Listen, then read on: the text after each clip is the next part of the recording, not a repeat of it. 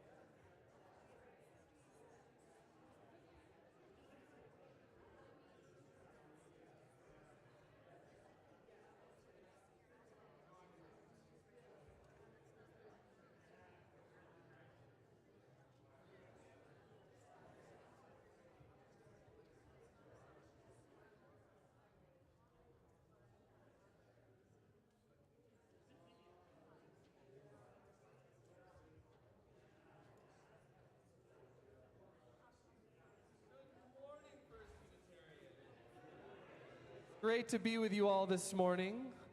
Would you please rise in body and spirit and join me in doing some singing this morning to start our service?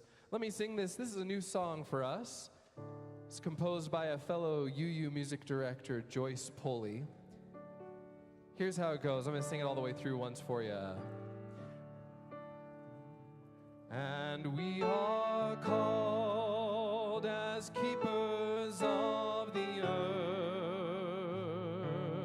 We are called to speak its sacred worth for our children and our children's children. We are called as keepers of the earth.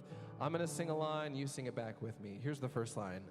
And we are called as keepers of the earth. Your turn, go. And we are called as keepers of the earth. Here's the second line.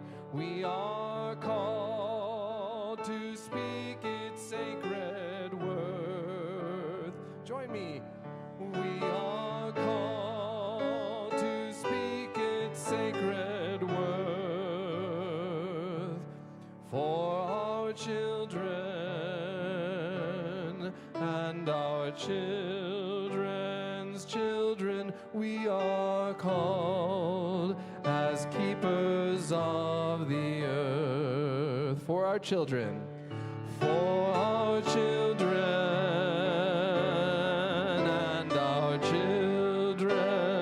Children, we are called as keepers of the earth. Sing the whole thing with me.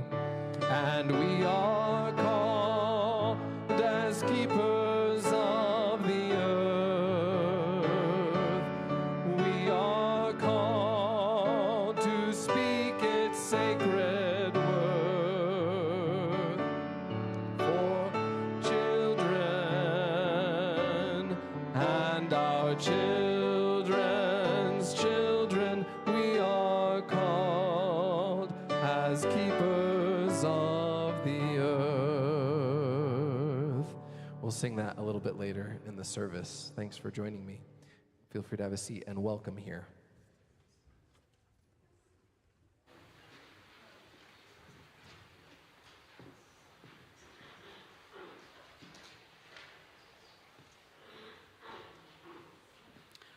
Good morning.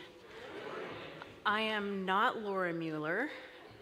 I am Stephanie Walton, and I bargained with Laura to see if I could grab her spot up here today, and she very graciously agreed, so thank you. As I said, my name is Stephanie Walton, and I co-chair the Climate Justice Project here at First Unitarian. First Unitarian Society of Denver is an urban sanctuary. Okay, I can't do this anymore. There we go. That's better. Is an urban sanctuary for growing souls in love and service. And for nearly 150 years, we have been and continue to be a cornerstone of liberal religion and justice work in Denver. Whoever you are, whoever you love, whether you carry joy or sorrow in your heart, you are welcome here. I am excited to share this time with you today, and we are so glad you have joined us either online or in person. Not only are you welcome here, we look forward to getting to know you better, and we hope you find companions for your journey. After the service, if you'd like to chat, ask questions, or grab a snack and a warm beverage, you are invited to join us in the community room right out here, or there's also a Zoom option for those of you online after the service. Look for folks with yellow mugs. If you have any thoughts or questions, they are happy to talk with you. And I can tell you that a lot of people who may not have yellow mugs are more than happy to chat with you as well. The Climate Justice Project is so excited about this morning's service in honor of Earth Day. First Unitarian approved climate justice as a congregational project last spring. The focus of climate justice means centering the needs and promoting the leadership of those who are most impacted by the negative effects of climate change. Given the systemic impacts of white supremacy in the United States, it is no surprise that those most affected are disproportionately Black, Indigenous, and people of color, and those with the fewest financial resources. Our group has been busy advocating for better climate justice policies, including efforts to shut down the Suncor refinery here in Denver. I just lost my place. I hate it. Okay, there we go. We led book discussions, and next month, Rin Overturf, who is delivering today's homily, will be leading a workshop to help us address and learn to live with our climate grief. That is, the grief and anxiety we feel as we continue to witness the consequences of a warming planet. And that is what often leads individuals to despair and inaction. We hope that by providing strategies to address these emotions, people will feel more empowered to take action. Yesterday for Earth Day, approximately 20 volunteers, 20 give or take, Ray, I think, from FUSD volunteered with the park people, helping us plant trees in low canopy areas of the city. Trees are important not only for pulling carbon dioxide out of the air, they also lower ambient temperatures, help retain moisture, and filter our air. Not surprisingly, neighborhoods with the fewest trees are often those whose residents are lower income and more likely to be Black, Indigenous, and people of color. Planting trees in these neighborhoods helps address climate change and increases resiliency for those neighborhoods. If you would like to be more involved at First Unitarian, visit the new opportunities wall and table in the community room. And as you go back there, you can see where they are. Look for the opportunities at First Unitarian banner. Each week for the next few months, a different committee will be up here welcoming folks to the service and also in the community room after services to share more about what we do and try and answer any questions. The wall has panels representing nearly 30 different projects and more than 150 individual volunteer positions. We hope you find something that speaks to you. And if you're interested in learning more about climate justice and how you can be involved, I will be there after the service. Additional announcements can be found in our weekly First Announce email blast that comes out on Thursday evenings. Now, please join me in acknowledging the original inhabitants of this beautiful land. We open every climate justice meeting with a land acknowledgement, and I would like to do the same here this morning. In order to show respect and honor the Indigenous peoples of the land on which we work and live, we would like to provide a land acknowledgement as a simple way of resisting the erasure of Indigenous histories and working towards honoring and inviting the truth about the harsh treatment and genocide of Indigenous people. First Unitarian Society honors and acknowledges that the land on which we live and work is the traditional territory of the Ute, Cheyenne, and Arapaho peoples, and is historically tied to at least 48 contemporary tribal nations. We honor those who have stewarded this land through generations and recognize that government, academic, and cultural institutions were built on and continue to enact exclusions and erasures of Indigenous peoples. As individuals and as a congregation, we are committed to working to dismantling ongoing systems and legacies of oppression and inequity, and we value the current, historical, and future contributions of Indigenous communities in Denver. In the same way, we acknowledge that our country was built with stolen and forced labor, and the generational wealth which was created by the hands and on the backs of enslaved Africans has been kept from them while enriching others. We acknowledge that our country's economy, infrastructure, and resulting generational wealth would not exist without the free labor provided by chattel slavery, a dehumanizing practice whose social, legal, and economic legacy continues to haunt the country to this day. Thanks for joining us in this land acknowledgement. Now, please make sure your electronic devices are silenced so we may be more fully present in this physical or virtual space. And please take a moment now to turn and greet and welcome the people around you. It is good to be with you here today.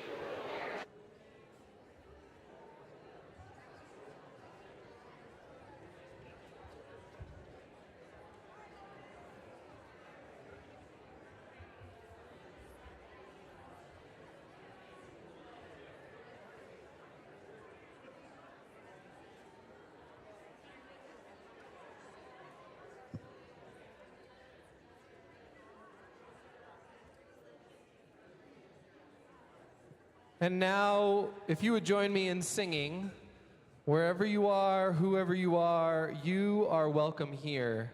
Please join me in singing our song of welcome.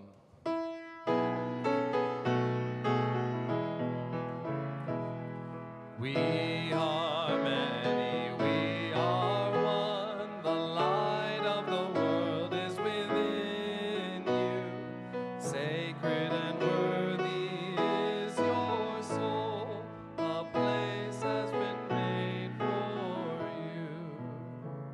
All are welcome, and if this is your first or second time here, you are particularly welcome, and we're glad that you are here.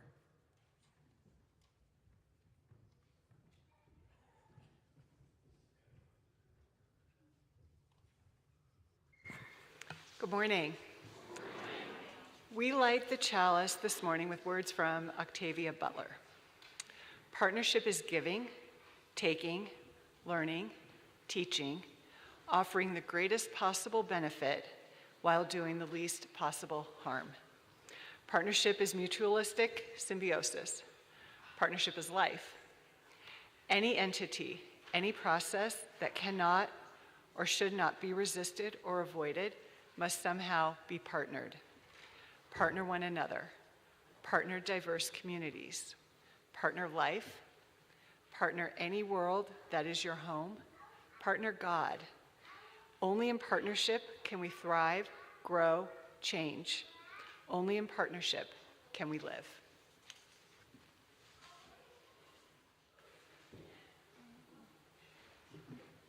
Not sure how to light the chalice. Oh, perfect, thank you. Thanks, Brian.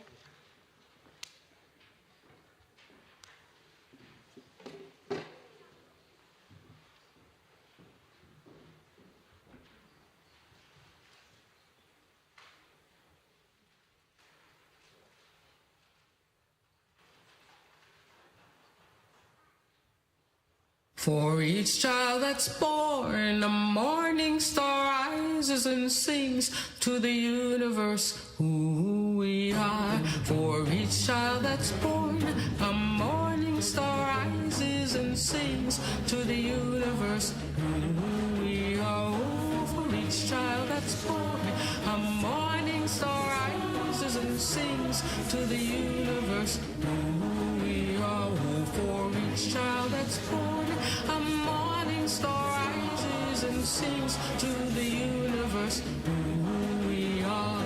We are our grandmother's prayers, and we are our grandfather's dreamings, and we are the breath of our ancestors. We are the Spirit of God. We are mothers of courage, fathers of time, daughters of dust, and the sons of great visions. We're sisters of mercy, brothers of love, lovers of life, and the builders of nations. We're seekers of truth, keepers of faith, makers of peace, and the wisdom of ages. We are our grandmother's prayers.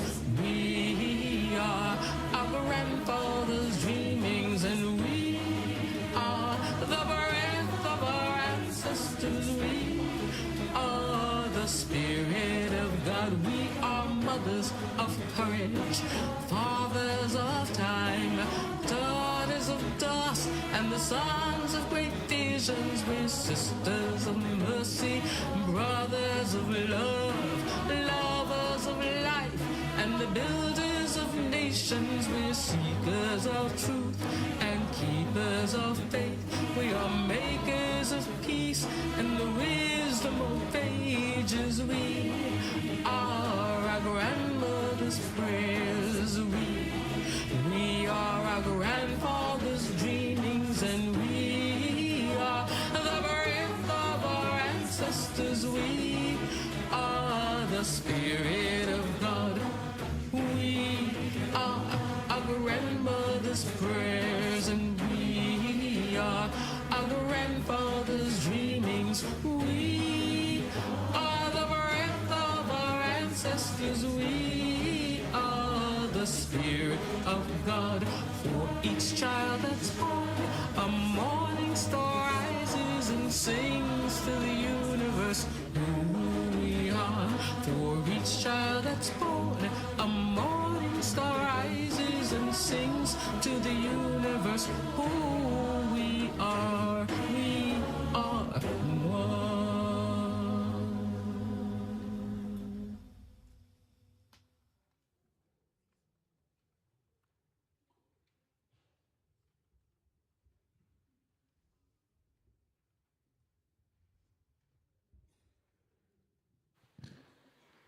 Good morning.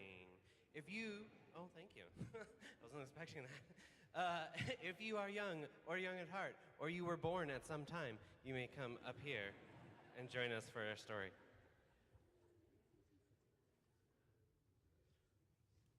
I am not Erin Kenworthy.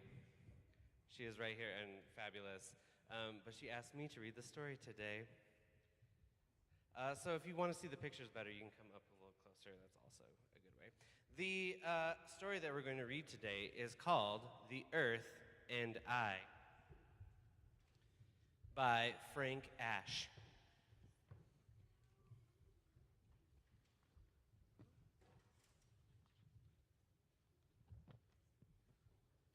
The Earth and I are friends.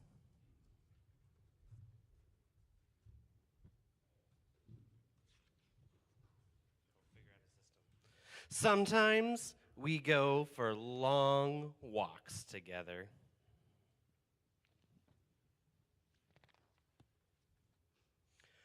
I tell her what's on my mind. She listens to every word.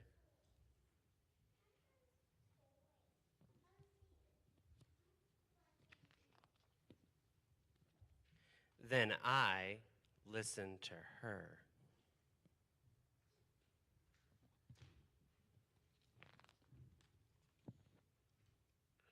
Ooh, yeah, there's a picture of a raindrop, and then there looks like a thunderstorm.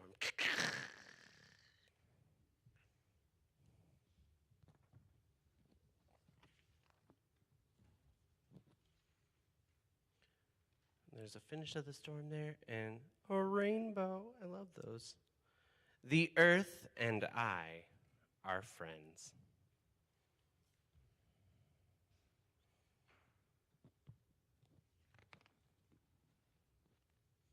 We play together in the backyard.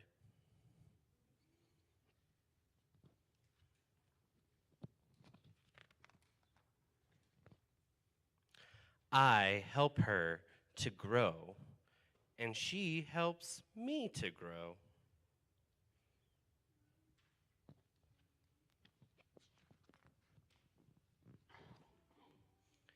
I sing for her, and she sings for me. That was my bird noise. You're welcome. I thought about a caca, but I was like, not the right time. I dance for her.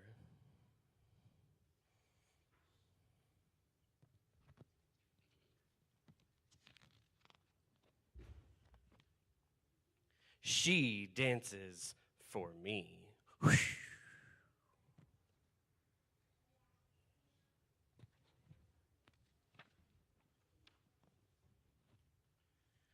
When she's sad, I'm sad.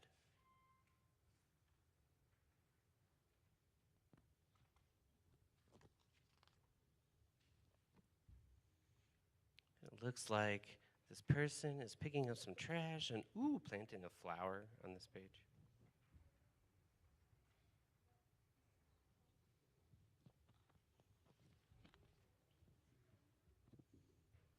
When she is happy, I'm happy.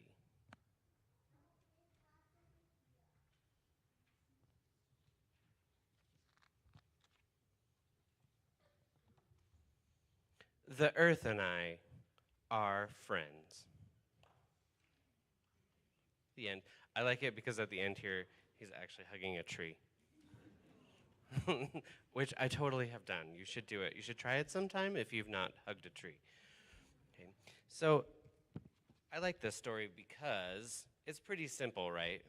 But it's sort of how I think of the earth. I grew up in the mountains in Wyoming, and so the earth was always a really big part of my life. Right? So when I feel those things, the earth also does too. I think we all kind of feel that way because we live on it after all. It's the one we have. Thank you guys for listening to my story today. Please help me in singing out our young people.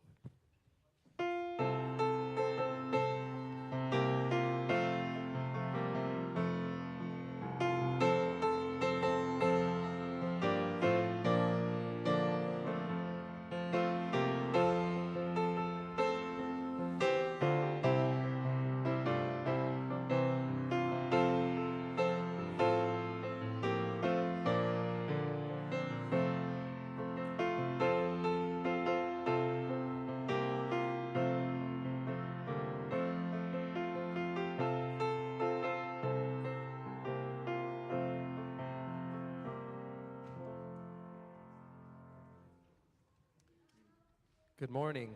Would you please rise in body and or spirit and join me in singing a Leah Davis original hymn, For the Beauty of the Earth. This hymn has 3 parts.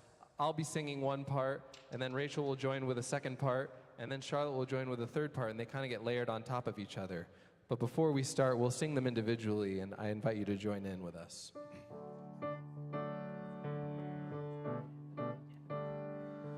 For the beauty of the earth, for the splendor of the skies, for the love which from our birth over and around us lies. Join me. For the beauty of the earth, for the splendor of the skies, for the love which from our birth over and around us lies. And here's the second part that Rachel will sing.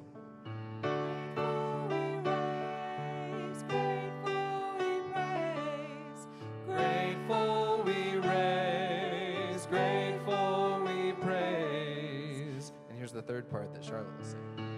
So as we raise our hymn of praise, so as we raise our hymn of praise. And like I said, we'll start with my part and they'll slowly get added, and you are welcome and encouraged to join whichever part you feel moved to sing.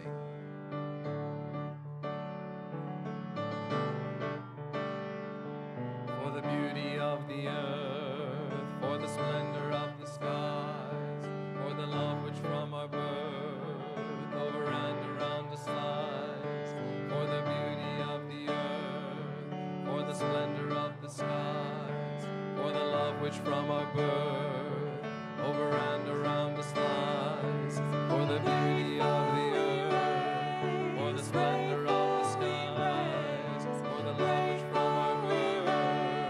for the faithful we praise, for the beauty of the earth, for the splendor of the skies, for the love which from our birth, over and around us lies, for the beauty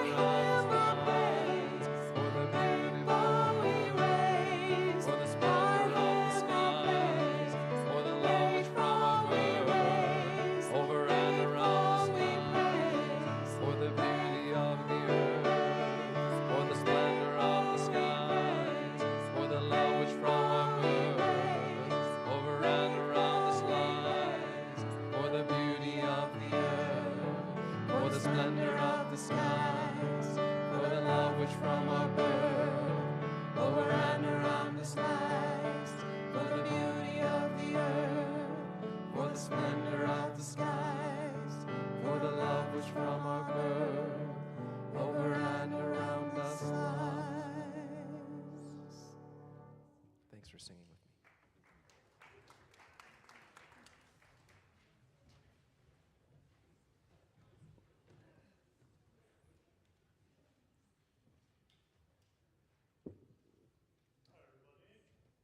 name's Ray Burdett, and I'm a member of the Climate Justice Project. And on this Earth Day Sunday, I want to report on how our congregation has benefited our local environment. For one thing, during a Giving in Action Sunday this spring, if you remember, the park people were here to talk about their objective, which is to plant trees in low canopy areas of Denver. And our congregation contributed $1,133 to them so they could use that to buy lots of trees. And yesterday they distributed 1,400 free trees or trees of low cost to areas of Denver that needed them. And members of our congregation formed 5 crews. We planted approximately 30 trees for those residents who were unable to plant their own trees because of disability or age. And I would like to recognize those who are here and who are able to stand after that work. Would you please stand up, those of you who are here? Thank you.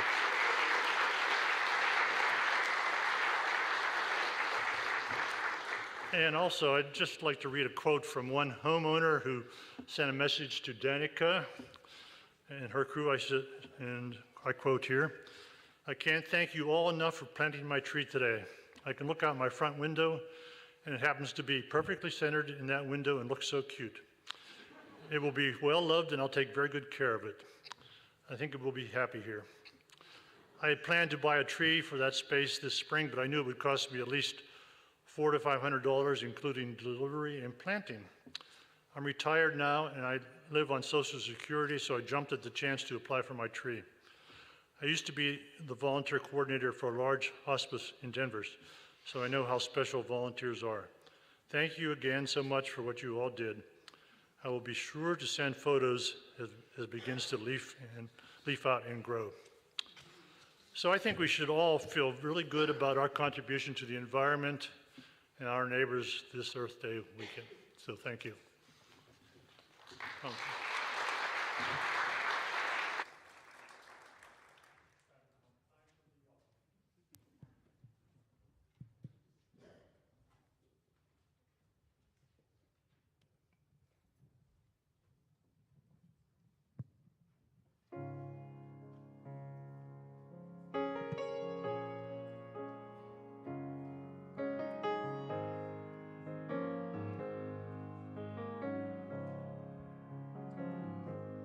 I am open and I am willing, for to be hopeless would seem so strange. It dishonors those who go before us, so lift me up to the light of change. There is hurting in my family, and there is sorrow in my town.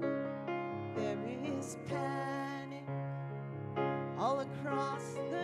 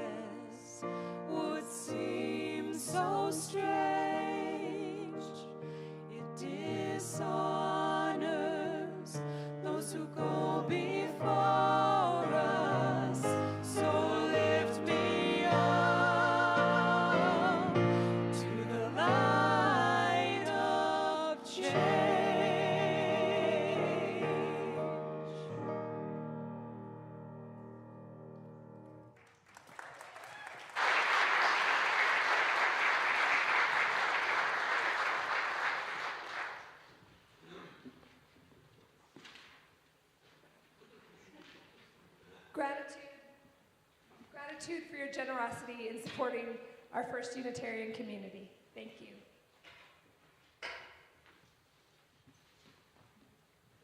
At this time, we share a few joys and concerns of our larger community. We send a healing and comfort to Kathy Gladz, who had spinal surgery last week. She is home and recovering. We hold Heather Roon in our prayers today. Heather's mother passed away yesterday. Heather was able to visit her mother in California 3 times this year. Her mother was 85 in March and was in good spirits till the end. She was much loved, especially by Heather. Thanks to Rhonda Williamson for again managing a minor crisis with a building last week. We seem to be having many and are so grateful to Rhonda and all those who've helped out with the many situations that often have involved water at our church. Thanks also to our Church Finance Council for spending the last few weeks working out the budget for next year. It's a necessary job that doesn't get nearly the recognition that it deserves. Thanks especially to Sally Isaacson and to Helen Berkman. Thank you, Helen. And let it be known that this congregation and this tradition honors, welcomes, and celebrates human diversity, and is so aghast at the legislative attacks currently happening against transgender people across this country.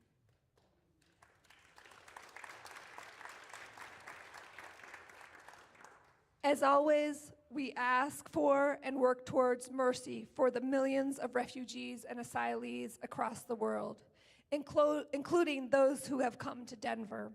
This congregation is pushing back against the city's proposed move that goes against the city's own policy that says it's a welcoming city to cut services to recent arrivals who do not have status. And this move would make the very limited resources for houseless folks even more scarce. May refugees and asylees in our midst and around the world be fed, may they be housed, may they be safe. May they live in peace. Our prayer today in honor of Earth Day was spoken by Black Elk of the Oglala Sioux. Then I was standing on the highest mountain of them all, and round beneath me was the whole hoop of the world. And while I stood there, I saw more than I can tell, and I understood more than I saw. For I was seeing in the sacred manner the shape of all things of the Spirit, and the shapes as they must live together like being one. And I saw that the sacred hoop of my people was one of many hoops that make one circle, wide as daylight and starlight, and in the center grew one mighty flowering tree to shelter all the children of one mother and one father, and I saw that it was holy. Amen.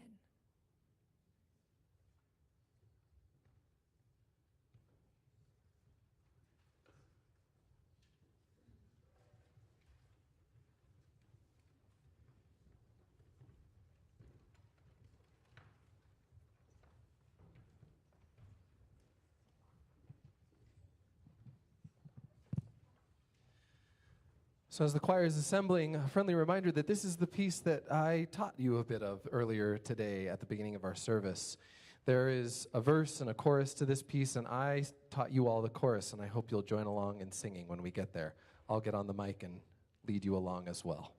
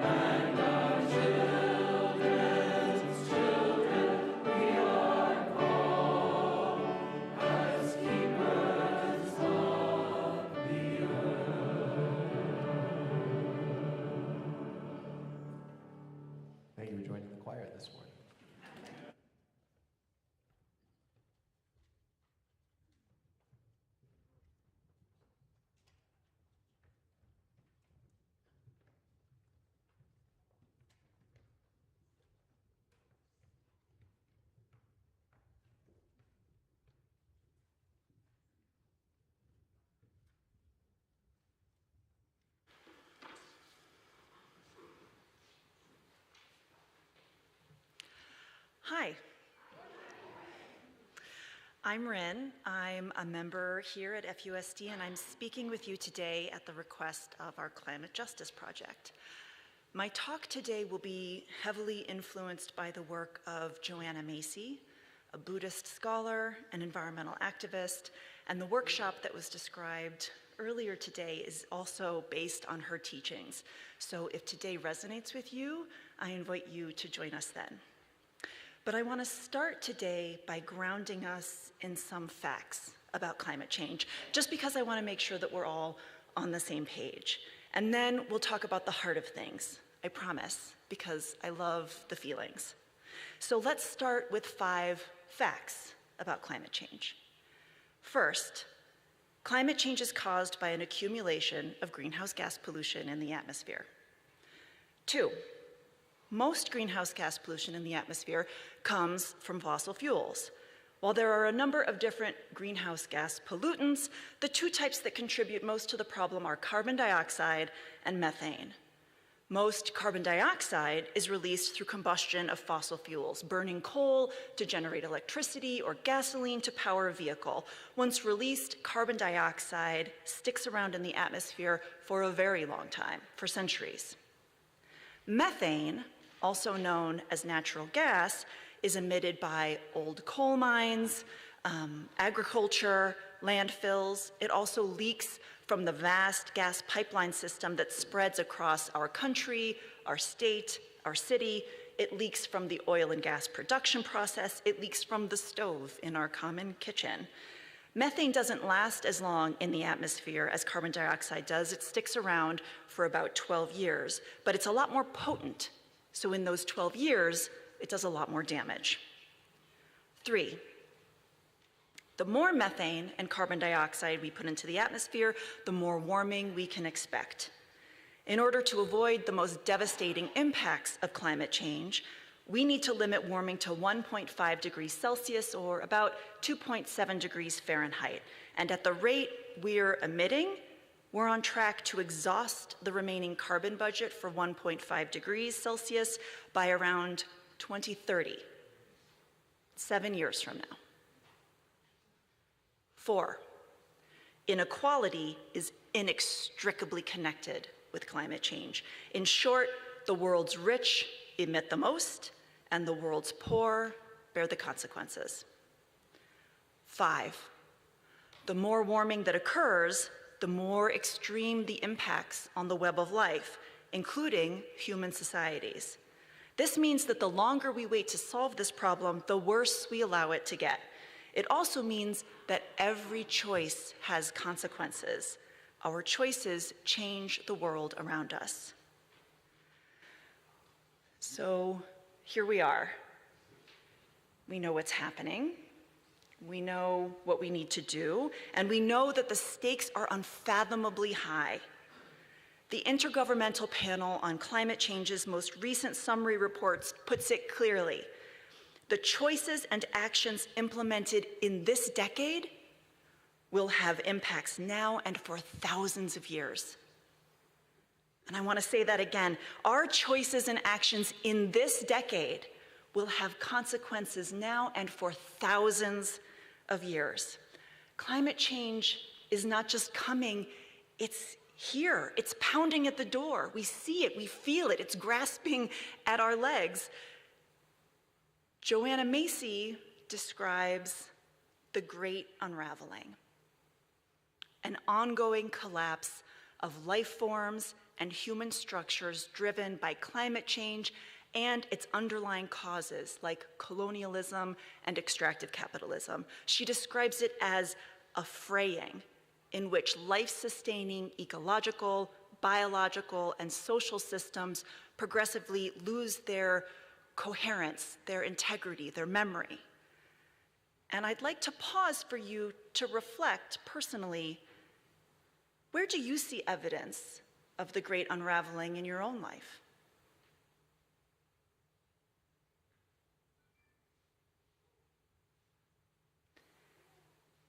And when you encounter evidence of the great unraveling, how do you react?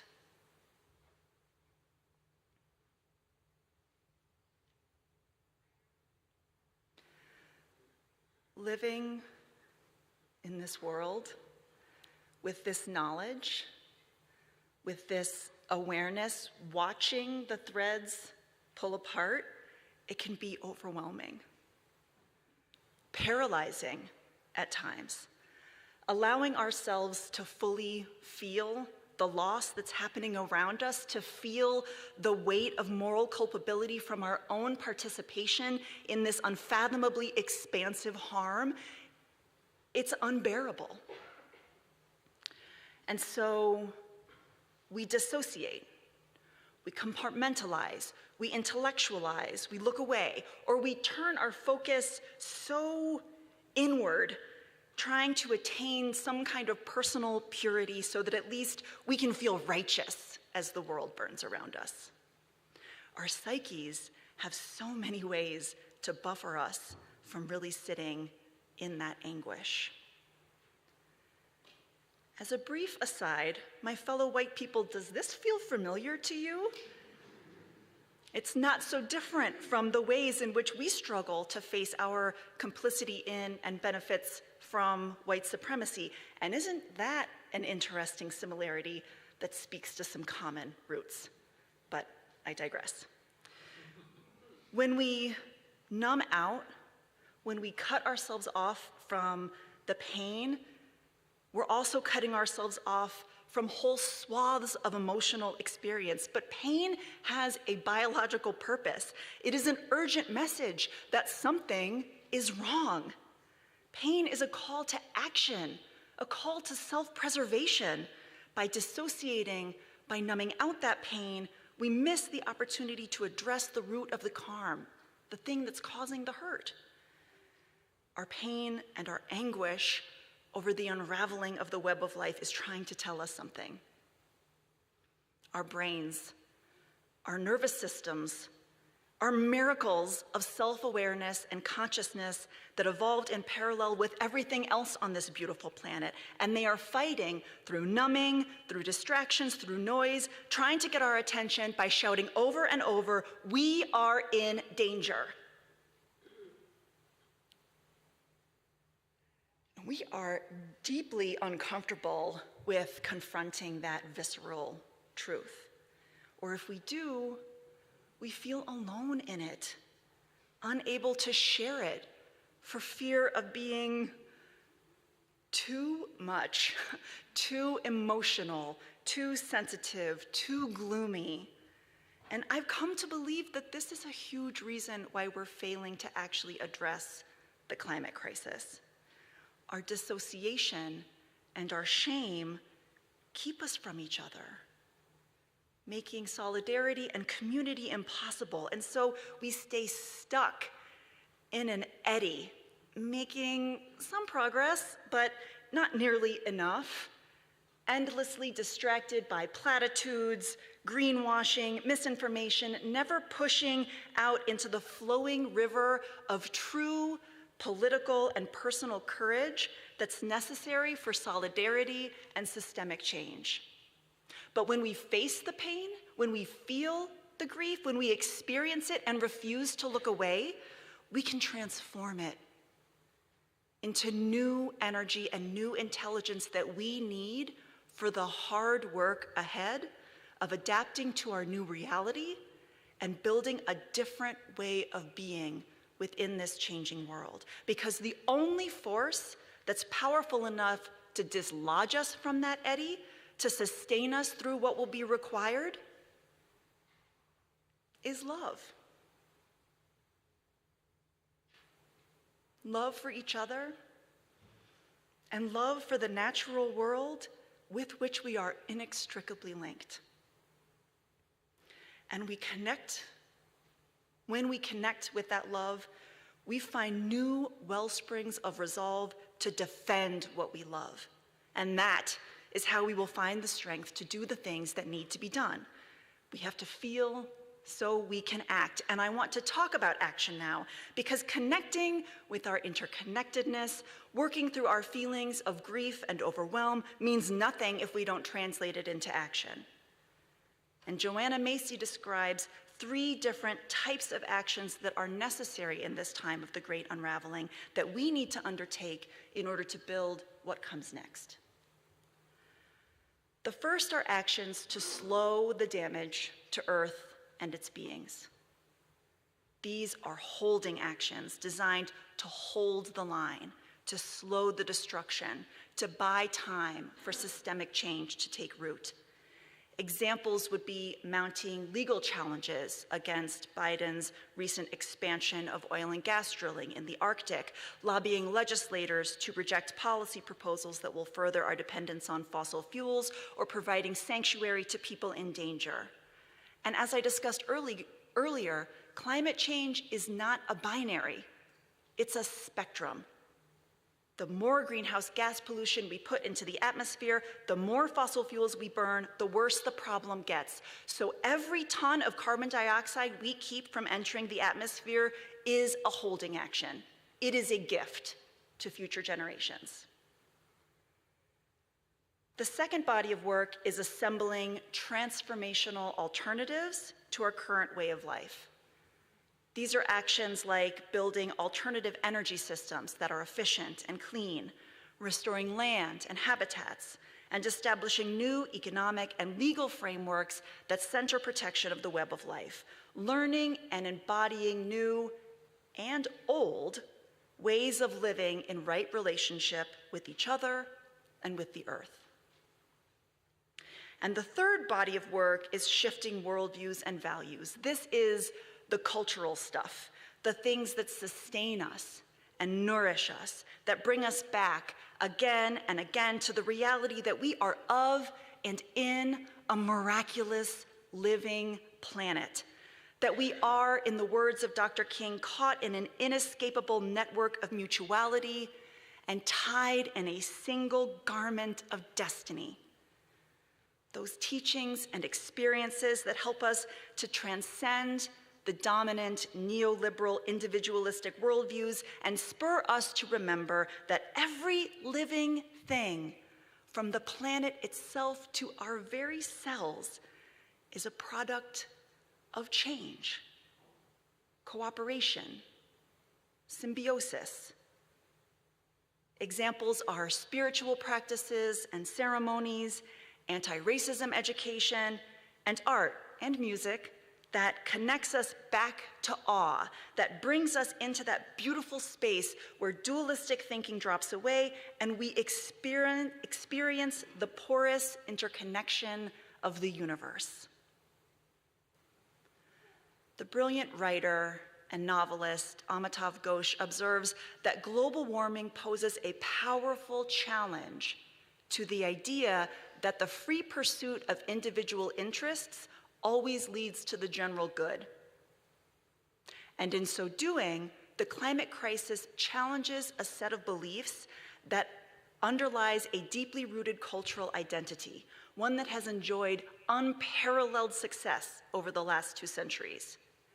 For most Americans, surviving and thriving in this new world we have created requires nothing less than an excavation of cultural assumptions that are so foundational, we have come to think of them as inescapable natural laws. Religious congregations like ours have a role to play in all 3 types of actions, but particularly the third body of work, to create spaces and rituals to metabolize our grief, to cut through dissociation and numbness, to reconnect with the fundamental truth that we are the natural world, and that living within the physical boundaries of the ecosphere is not deprivation, it is self-preservation, it is community care, it is self-love. And I want to leave you with one last thought, that there are no guarantees. As we work, we can't know whether we'll be successful. There is no assurance that we will be able to make this transformational evolution before our planetary life support systems unravel irretrievably. We do not have the luxury of certainty. And Joanna Macy speaks to this too. She says, from our own life experience, we know there's never a guarantee.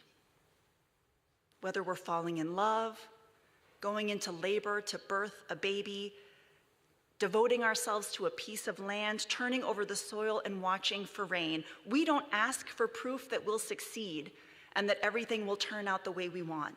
We just go ahead because life wants to live through us. Life wants to live through us. So what will you do? And what will we do together? Our choices and actions in this decade will have impacts now and for thousands of years. Thank you.